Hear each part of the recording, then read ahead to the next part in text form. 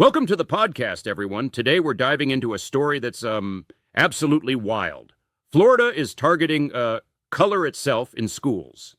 Wow, targeting color? That's, surprising. Yep. Exactly.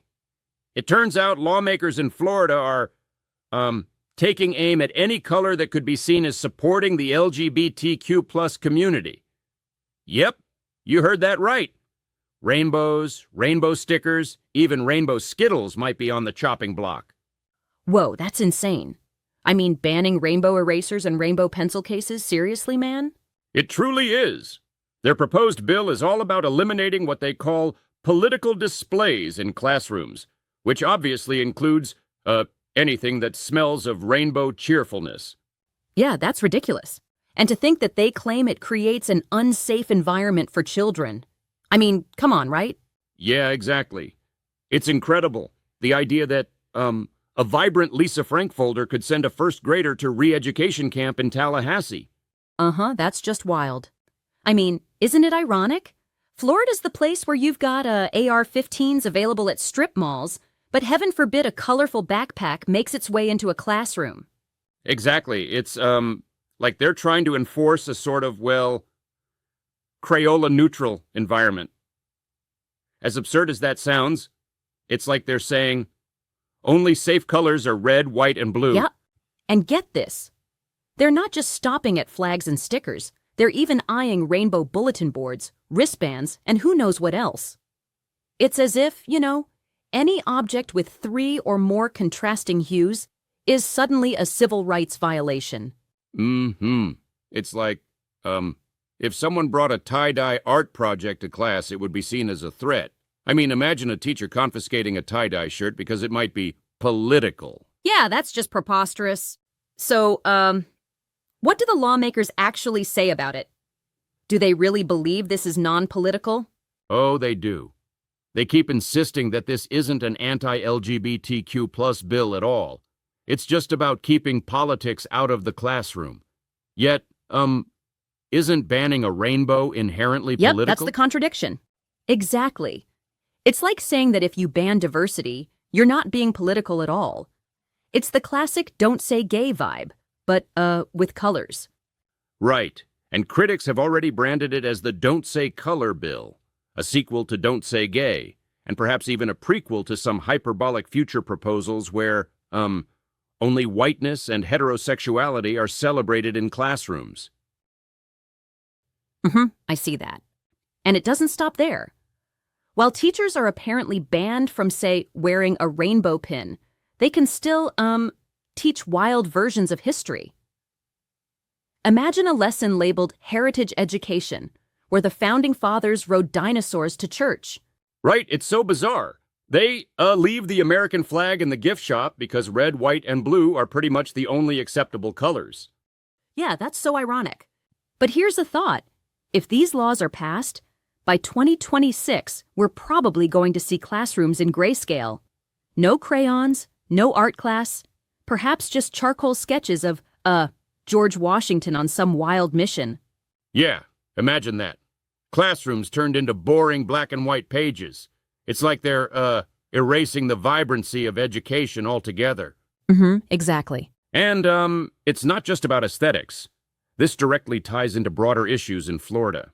When you think about it, the state already ranks low on teacher pay, student literacy, and overall educational outcomes. So, keeping kids in the dark, literally, just compounds the problem.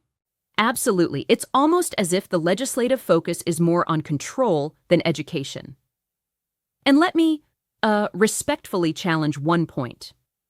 While some might argue that these measures protect children, I think they're overlooking the fact that exposure to diversity, including colors, actually enriches learning. That's a great point, really. It's like, denying students a full palette of experiences.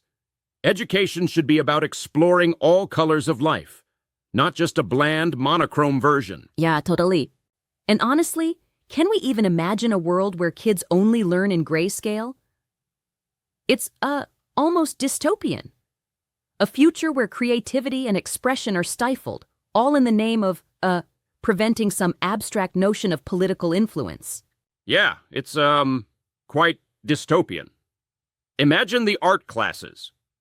Instead of mastering skills, students would be taught to, stick to a restricted color palette. That's not a classroom. That's a factory line.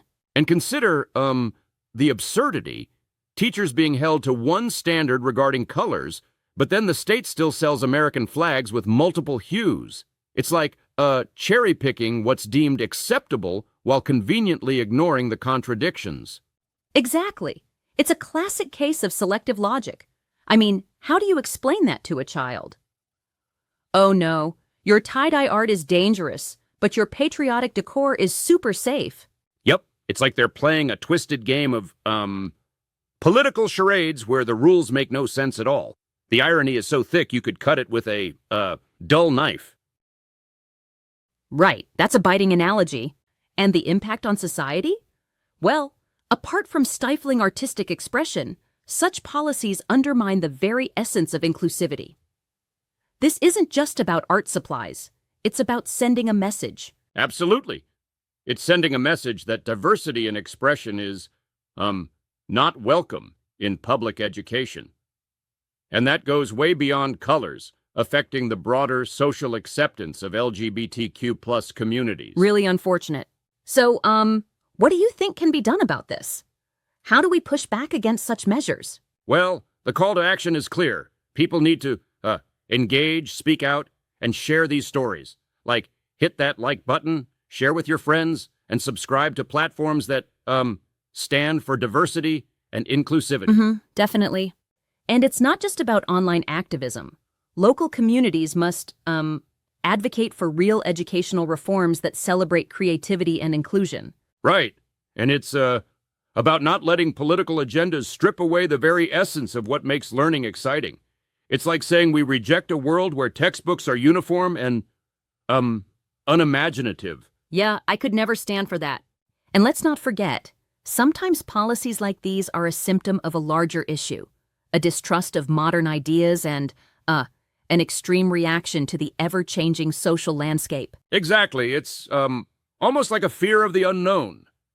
In the face of rapid change, some try to cling to outdated norms.